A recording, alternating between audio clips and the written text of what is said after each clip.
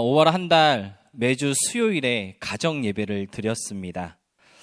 가정 예배를 드리면서 사실 처음 가졌던 그런 가정 예배 모임이었거든요. 저에게는 되게 은혜가 넘쳤고 그리고 감사했던 그러한 순간들이 많았고요. 또 특히나 우리 첫째 아들이 묻는 질문에 아주 그냥 그 애기스러운 목소리로 잘 대답하고 아멘도 잘하는 모습을 보면서 얼마나 기특했는지 행복한 그러한 시간이었습니다. 가정예배 시간마다 함께 읽었던 기도문이 있어요. 여러분들 나누어 드린 그 가정예배서 뒤에 보시면 5가지 기도문이 있는데 복된 가정을 위한 기도라는 그 기도문인데요. 그 기도문 중에 이런 내용이 있었습니다. 제가 한번 읽어볼게요. 우리 가정은 주님의 집입니다. 주님 들어오셔서 주인이 되시옵소서. 왕으로 다스리소서. 가족 모두 주 예수를 믿게 해주소서. 그리하여 우리 집이 구원을 얻게 해주소서. 말씀을 사모하는 마음을 심어주소서. 진리를 찾게 해주소서. 말씀을 듣고 읽을 때 깨닫게 해주소서. 성령님, 가족의 마음에 하나님을 심어주소서. 이러한 기도문이 있었는데요. 5월 한 달 우리의 다짐이 가정의 믿음을 회복합시다 이었잖아요. 믿음으로 회복되고 또 믿음으로 하나 되는 그러한 소망을 가지며 우리가 가정 예배를 드렸는데요. 결국 우리가 꿈꾸는 것은 우리 가족들 모두가 구원받고 하나님을 섬기는 것이 아닐까 그렇게 고백할 수 있겠습니다. 가족 모두가 예수님을 믿게 되고 또 하나님이 우리 삶의 왕이 되시는 것, 하나님의 말씀을 사모하며 진리를 깨닫는 삶, 성령님께서 우리 마음속에 계셔서 하나님과의 동행이 끊임없는 가족들이 되는 것, 5월 한 달 우리가 바랬던 것이 바로 그런 가정되기이었습니다. 믿지 않는 가족들을 위해서 또는 믿음이 약해지고 떨어진 부모님이나 또는 배우자, 자녀들을 위해서 얼마나 열심히 기도했고 또 마음을 쓰셨습니까? 여러분이 가족들을 위해서 마음으로 울며 드렸던 그 기도는요, 결코 사라지지 않는다는 사실을 기억하시고요. 계속해서 기도에 힘쓸 수 있으시기를 부탁드립니다. 가정의 구원 또는 가정의 회복에 대해서 우리가 묵상할 때 사실 오늘 본문인 사도행전 16장을 생각하지 않을 수가 없는데요. 본문은 가정의 구원에 관해서 생각할 때 마치 교과서와 같이 꼭 한 번쯤은 묵상해 보아야 하는 그런 구절이라고 할 수 있겠습니다. 그 예전에는 집집마다 이 말씀 액자 같은 것들을 많이 걸어놨었거든요. 물론 요즘에도 많이들 이렇게 걸어놓고 있는지는 잘 모르겠지만 뭐 그런 말씀 있잖아요. 내 시작은 미약하였으나 내 나중은 심히 창대하리라. 이곳에 들어오는 모든 이들에게 평강이 넘치리라. 뭐 이런 말씀들, 은혜롭고 좋은 말씀들, 이렇게 액자로 된 것들 많이 걸어놓고는 했는데 그 중에 특히 눈에 많이 띄었던 말씀 액자가 하나 있는데요. 그 무엇이냐면 주 예수를 믿으라. 그리하면 너와 내 집이 구원을 얻으리라. 이 말씀 액자가 특히나 많이 보였던 것 같습니다. 예를 들어 우리 엄마가 교회를 다니기 시작하면 가장 먼저 걸어놓으시는 그 말씀 액자가 바로 이런 거였어요. 주 예수를 믿으라. 그리하면 너와 내 집이 구원을 얻으리라. 그래서 뭐 성도님들, 집사님들, 권사님들 이렇게 가정을 가면 가장 먼저 눈에 띄는 정말 많이 우리가 보았던 그러한 말씀이 주 예수를 믿으라. 그리하면 너와 내 집이 구원을 얻으리라. 이 말씀이었던 것 같습니다. 사실 가정의 구원은요, 우리가 쉽게 지나칠 수 없는 문제입니다. 특히나 구원받은 우리에게 있어서 아직 구원을 받지 못한 가족들의 그 가족들을 위한 일은요, 다른 일보다 아주 시급하고 중요한 일이 아닐 수가 없죠. 어떻게 하면 그들에게 복음이 전달되고 어떻게 하면 그들도 구원의 은혜 안으로 들어올 수 있을까? 우리는 끊임없이 고민하며 기도하고 있습니다. 물론 지난 주일에는 서두르지 마시고 그냥 좀 내버려 두시라고 그렇게 말씀을 전하긴 했는데 하나님을 신뢰하고 그들 속에서 역사하시는 하나님을 좀 믿으면서 기다려주자고 제가 그렇게 말씀을 전했는데요. 그런데 그렇다고 해서 우리가 그냥 손 놓고 있어야 한다, 아무것도 하지 않고 가만히 있어야 한다, 그런 뜻은 아니라고 분명히 말씀을 드렸습니다. 계속해서 씨를 뿌려야 하고요, 또 물을 주어야 하나님께서 자라게 하시고요, 그리고 열매 맺게 하십니다. 그래서 저는 오늘 본문 말씀을 가지고 그렇다면 우리가 어떻게 씨를 뿌려야 하고 또 물을 주어야 하는 것인지에 대해서 함께 묵상해 보려고 하는데요. 가족뿐만 아니라 믿지 않는 누군가를 좀 복음으로 초대하기 위해서 나는 무엇을 하여야 하는가, 그거에 대한 답을 오늘 본문을 통해 한번 함께 알아봤으면 좋겠고요. 뿐만 아니라 어떻게 하면 믿는 내가 선한 영향력을 끼치는 그러한 사람이 될 수 있을까, 그에 대한 답도 오늘 본문이 제시해주고 있다는 것을 좀 기억하시면서 오늘 이 말씀이 저와 여러분 모두에게 큰 힘이 되고 또 선한 도전이 될 수 있기를 소망합니다. 첫 번째로 가족의 구원을 위해서 가족에게 복음을 전하고자 할 때 우리가 가져야 하는 것이 있어요. 무엇이냐면 바로 구원을 갈망할 수 있어야 합니다. 구원을 갈망할 수 있어야 해요. 구원받기를 사모해야 한다는 것이죠. 구원받기를 원합니다. 그러한 고백을 가지고 있어야 합니다. 그런데 누구의 구원을 사모해야 하는 것일까요? 가족을 위해서 또는 전도 대상자의 구원을 사모해야 하는 것이 아니고요. 오늘 본문을 보니까 나 자신의 구원을 사모해야 한다고 알려주고 있습니다. 본문 30절을 함께 보도록 하겠습니다. 제가 읽어볼게요. 그들을 데리고 나가 이르되 선생님이여 내가 어떻게 하여야 구원을 받으리이까 하거늘. 여기 보니까요, 내가 어떻게 하여야 구원을 받을까요?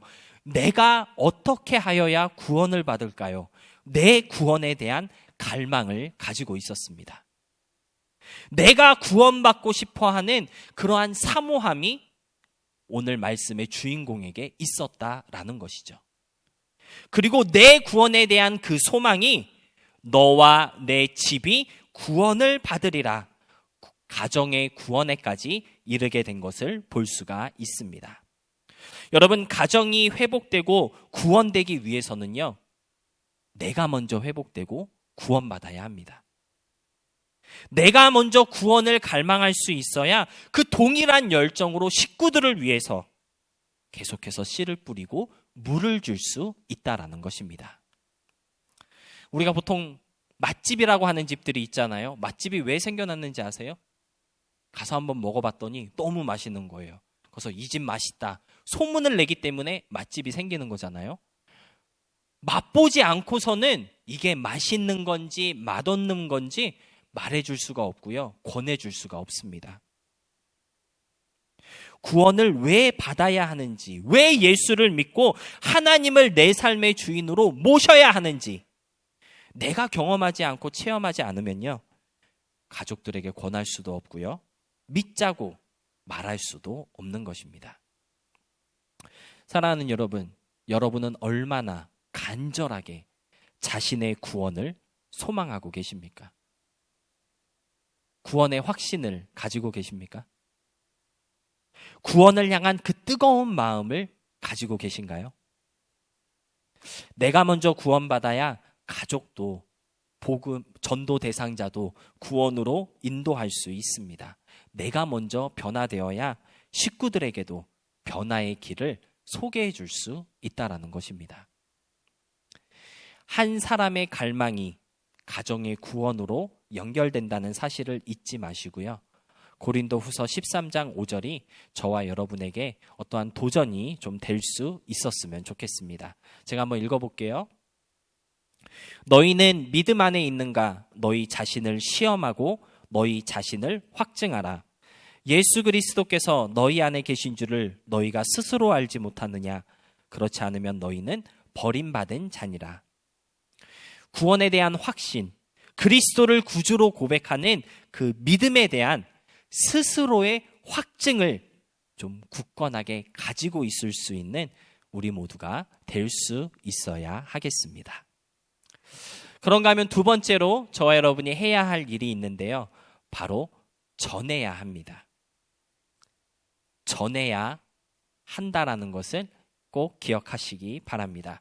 사실 지난 주일 설교 이후에 혹시라도 설교 내용을 오해하신 분들이 계시지 않을까? 좀 쓸데없는 걱정일 수도 있겠는데 걱정이 조금 되더라고요. 그런데 우리가 분명히 알아야 할 것은 복음을 전할 때 우리가 복음을 말 그대로 전해야 하지만 복음이 증거되고 증거되어야 듣게 된다는 것을 우리가 기억해야 하겠습니다. 믿지 않는 가족들, 친구들, 가까운 누군가가 구원받기를 소망한다면요, 우리가 하나님을 믿고 신뢰하며 기다려줄 수도 있어야 합니다. 하지만 그것은 아무것도 하지 않아도 된다, 아무것도 전할 필요가 없다는 뜻은 아닙니다. 그냥 너무 조급해하지 말고 적극적이다 못해 강압적이 되지 않도록 조심해야 한다는 그러한 뜻이거든요. 우리가 누군가를 전도함에 있어서 절대 변하지 않는 진리가 하나 있다는 것을 알아야 합니다. 그것이 무엇이냐면 전하지 않으면 들을 수 없고요, 듣지 못하면 믿음을 가질 수 없다라는 것입니다. 로마서 10장 말씀을 보니까요, 그에 대한 진리를 정확하게 우리에게 알려주고 있습니다. 로마서 10장 11절로 14절의 말씀인데요, 제가 표준 세번역으로 읽어보겠습니다. 성경은 그를 믿는 사람은 누구나 부끄러움을 당하지 않을 것이다 하고 말합니다. 유대 사람이나 그리스 사람이나 차별이 없습니다. 그는 모든 사람에게 똑같이 주님이 되어주시고 그를 부르는 모든 사람에게 풍성한 은혜를 내려주십니다. 주의 이름을 부르는 사람은 누구나 구원을 얻을 것입니다. 그런데 사람들은 자기들이 믿은 적이 없는 분을 어떻게 부를 수 있겠습니까? 또 들은 적이 없는 분을 어떻게 믿겠습니까? 선포하는 사람이 없으면 어떻게 들을 수 있겠습니까? 선포하는 사람이 없으면요, 들을 수 없고요, 들을 수 없으면 믿을 수 없고, 믿을 수 없으면 구원을 받지 못한다고 역설적으로 사도 바울은 로마서 10장에서 말씀하고 있습니다. 그래서 구원은요, 언제부터 시작되냐면 우리가 전하기 시작할 때부터 구원은 시작된다고 말할 수 있겠습니다. 사랑하는 가족들 또는 친구들, 가까운 사람들의 구원을 위해서 또는 그들의 변화를 위해 우리가 기도하고 있다면 이제는 기도의 자리에서 복음을 전달하는 자리로 나아갈 수 있어야 하겠습니다. 본문 32절에서도 보니까요, 주의 말씀을 전하였다라고 그렇게 증거하고 있거든요. 어떤 식으로든지 복음이 전해질 수 있어야 합니다. 그래야 구원이 임하고 우리 그 사람의 변화를 우리가 기대할 수 있습니다. 복음을 전해야 한다, 어떻게 하든지 말씀이 전달되어져야 한다라고 말을 할 때 이렇게 딱 데려다가 앉혀놓고 무슨 성경 공부하듯이 딱딱하게 전하고 가르쳐야 된다, 그런 뜻이 아니에요. 아무렇지 않게 그냥 하나씩 툭툭 내뱉고 던질 수 있어야 한다라는 것이죠. 다른 말로 하면 우리가 내뱉는 어떠한 말 한마디, 우리의 작은 행동 하나하나가 다 신앙적인 그러한 모습이 되어야 한다라는 거예요. 제가 처음에 이제 사역자로 부름을 받아서 전도사 생활을 뉴욕에서 시작할 때 형제들에게 전도사 티 내는 게 너무 힘들더라고요.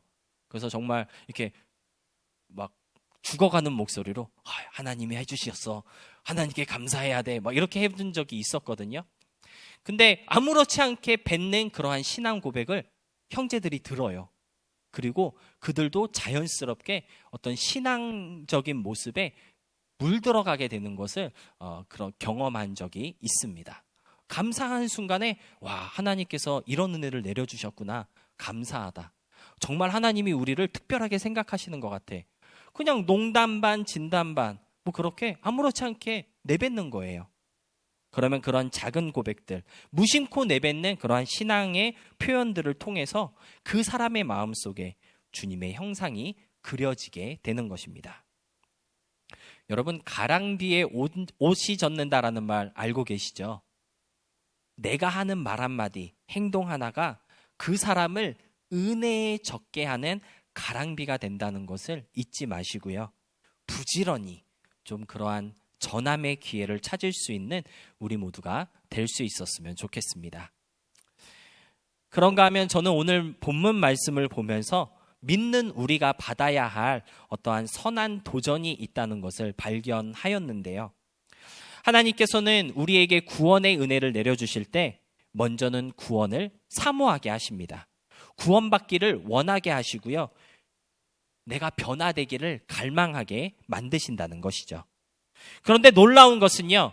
구원을 갈망하게 하고 나도 좀 변화받고 싶다. 이러한 마음을 갖게 하시는데 어떻게 갖게 하시냐면 다른 사람을 통해 그러한 마음을 갖게 하신다라는 것입니다. 오늘 본문 말씀을 다시 한번 보겠습니다. 사실 오늘 본문 말씀은 워낙 유명한 말씀이어서 이 본문의 배경이 어떠한 배경인지 많은 분들이 알고 계실 거예요.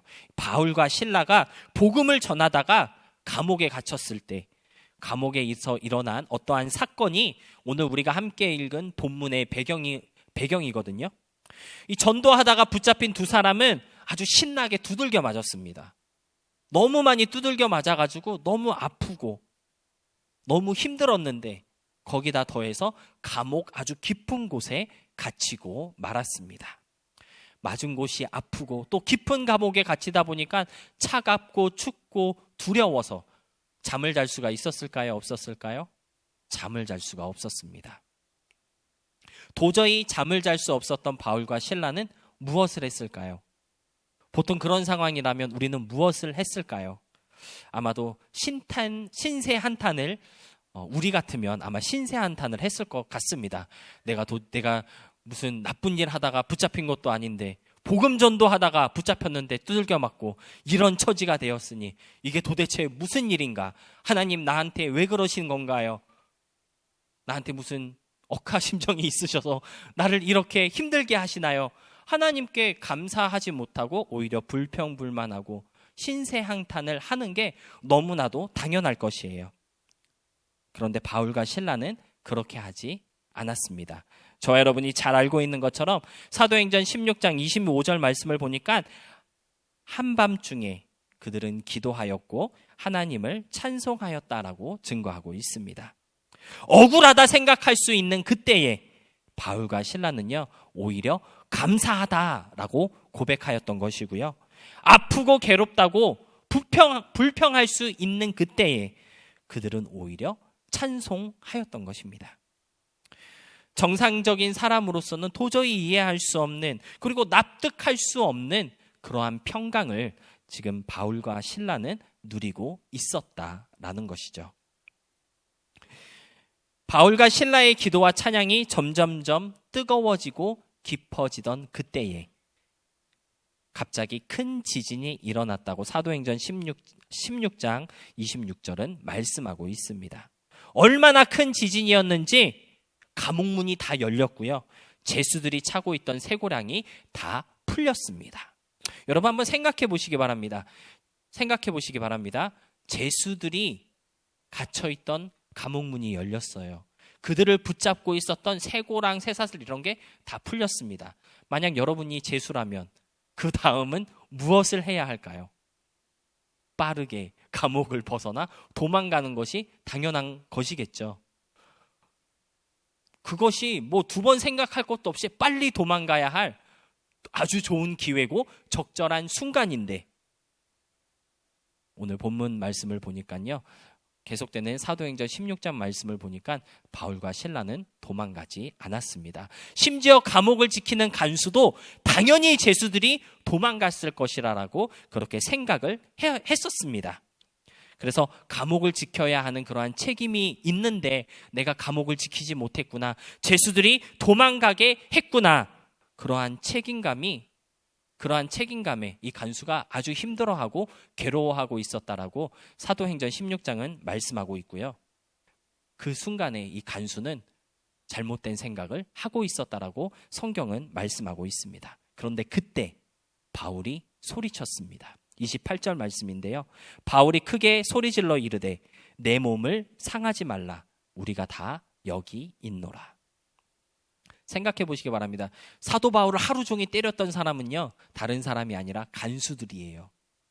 하루 종일 맞아 터져서 간수들에게 악한 감정만 남아 있어야 하는 사람이 억울하게 죄인이 되어서 별다른 제목도 없어요. 그냥 감옥 깊은 곳에 갇혀있던 이 사람이, 아니 감옥 문이 다 열리고 쇠고량이 풀어졌는데 왜 도망가지 않고 그곳에 여전히 남아있는 것일까요?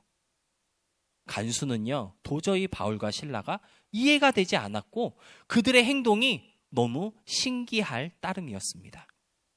무엇보다 간수를 되게 난처하게 황당하게 만들었던 것은요, 오히려 그들이 간수인 자기를 위로하고 격려해주고 있었다라는 것이에요.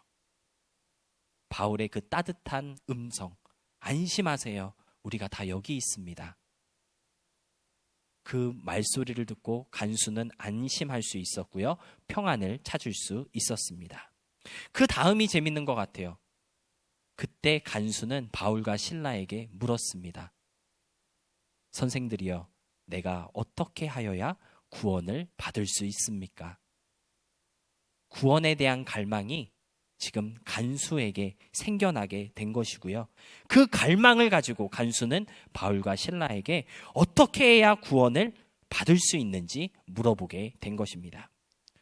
여러분, 지금 이 상황에서 도대체 간수는 어떻게 구원에 대한 갈망을 가질 수 있게 되었던 것일까요? 간수는 왜 바울과 실라에게 어떻게 해야 구원을 받을 수 있습니까? 물어보게 된 것일까요? 간수는요, 바울과 실라를 보면서 이제까지 만나왔던 다른 제수들에게는 볼 수 없었던 뭔가 다름이 있다는 것을 발견하였던 것이고요.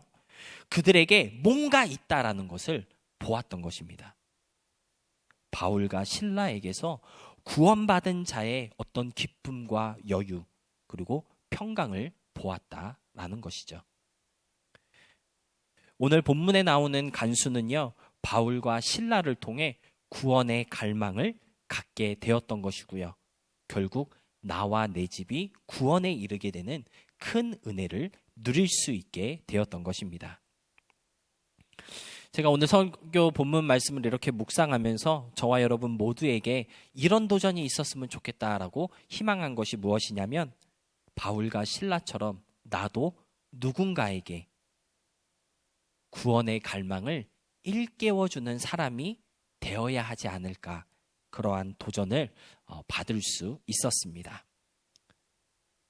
여러분, 우리가 다른 사람에게 구원에 대한 갈망 또는 인상을 주기 위해서는요, 뭔가 있다라는 것을 보여주는 성도들이 되어야 합니다.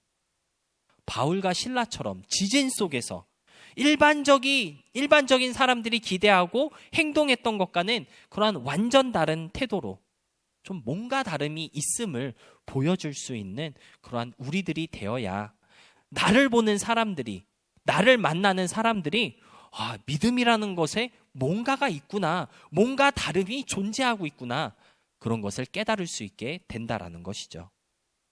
일반적인 제수이었다면 울고 불며 신세 한탄하고 누군가를 원망하며 억울해 했을 텐데, 그런데 바울과 실라는 그렇게 하지 않았습니다. 일반적인 제수이었다면 지진이 일어났을 때 뒤도 돌아보지 않고 빨리 도망갔을 텐데, 일반적인 제수이었다면 간수에게 자비를 베풀지 않았을 텐데, 바울과 실라는 일반적인 상식을 뛰어넘어 자비와 은혜의 상식을 실천함으로써 구원의 능력이 무엇인지, 그리고 그들이 전하였던 복음이 무엇이 다른지를 알게 해 주었던 것입니다. 사랑하는 여러분, 흔히들 기독교는요, 영향력이 있는 종교다라고 그렇게 말들을 합니다. 여러분, 기독교에게 붙여졌던 첫 번째 별명이 무엇인지 아세요? 전염병이라는 별명이 있었습니다. 기독교는요, 전염병이에요. 우리가 가지고 있는 그 믿음은요, 누군가에게 영향력을 주고 영향을 미치는 그러한 믿음이다라는 것입니다. 예수님을 믿는 믿음이 있다면 내 주위에 있는 사람들에게 내가 있는 그 상황 속에서 좀 전염병처럼 뭔가 좀 이렇게 영향력을 미칠 수 있는 그러한 능력이 있어야 되지, 그러한 능력이 있어야 한다라는 것이죠. 구원받고 변화된 나의 모습이 우리 가족들에게 좋은 본보기가 될 수 있어야 하고요. 믿음으로 살아가는 나의 삶이 내 주위에 있는 사람들에게 뭔가 있다, 뭔가 다르다, 그러한 인상을 심어주는 삶이 될 수 있어야 한다라는 것입니다. 그때 나를 만나는 사람들의 마음속에도 구원에 대한 갈망이 생기고요. 믿음에 대한 인식이 눈을 뜨게 되는 것이죠. 저와 여러분의 삶 가운데 이런 소리는 안 들었으면 좋겠습니다. 예수 믿는다고 하더니 뭐 별거 없네. 혹시 그런 소리 들어보신 적 있으신가요? 그런 소리는 안 들었으면 좋겠어요. 왜 기독교가 요즘 개독교가 되어버렸습니까? 그런 이유가 아닐까 우리가 돌아보고 회개할 수 있어야 하겠습니다. 내가 믿는 믿음이 일반적인 것을 뛰어넘는 놀라운 삶으로의 초대가 되어야 한다라는 것을 꼭 좀 기억하시고, 그러한 삶을 보여줄 수 있는, 그러한 영향력을 가질 수 있는 저와 여러분이 될 수 있기를 진심으로 소망하며 그리고 부탁드립니다. 말씀을 정리하겠습니다. 지난 화요일에 우리 황준희 학생의 졸업식이 있었습니다. 코로나 때문에 다들 학교마다 뭐 가족만 오세요, 3명, 최대 4명만 오세요, 뭐 이렇게 규제를 하고 있는데, 우리 황준희 학생이 다니는 학교는 졸업생들이 많지 않아서 그랬는지 한 사람당 12명씩 와도 된다 그러더라고요. 그래서 저도 가까스로 졸업식에 참여할 수 있었는데요. 이제 학생들에게 권면을 하시는 한 선생님께서 그런 말씀을 하셨습니다. 세상을 바꾸는 것은 한 사람의 변화에서부터 시작됩니다. 변화된 한 사람이 다른 한 사람을 변화시키고 그 한 사람이 또 다른 한 사람을 변화시킬 때 세상이 변화됩니다.